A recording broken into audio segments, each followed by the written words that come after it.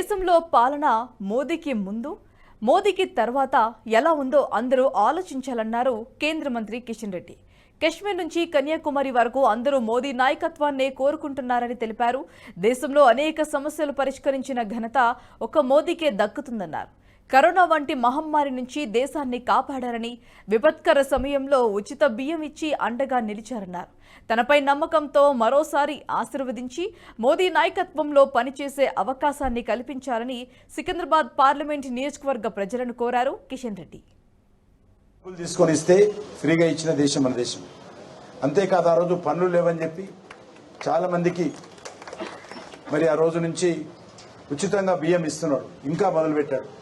ఫ్రీగా బియ్యం ఇచ్చేటువంటి స్కీము మోడీ బియ్యము ఆ రోజు అంటే ఆల్మోస్ట్ 3 ఏళ్ల పైన అయిపోయింది. 3-4 ఏళ్ల నుంచి ఆ బియ్యం ఇంకా ఇస్తున్నాడు. మనం చెప్పాడు ఇంకా వచ్చే 5 సంవత్సరాలు కూడా ఇస్తానని చెప్పాడు ఫ్రీ బియ్యం. మీ అందరినీ కోరుతా ఉన్నాం. గత ఎన్నికల్లో కూడా మరి ఎమ్మెల్యేగా ఓడిపోయినప్పటికీ కూడా ఎంపీగా అంబర్పేట ప్రజలు, అదేవిధంగా మిగతా సికింద్రాబాద్ సంబంధించినటువంటి ఖైరతాబాదు,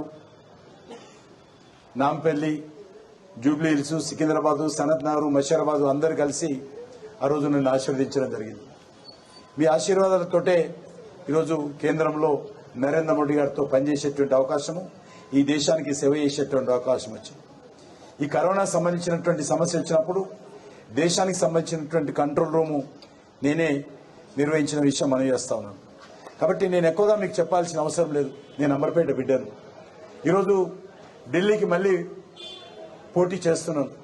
కాబట్టి మీరందరూ కూడా మన అంబర్పేటలో మరి ఏకగ్రీవంగా అందరూ కలిసి నన్ను ఆశీర్వదించాల్సినటువంటి అవసరం ఉందని చెప్పి కోరుతా ఉన్నాను.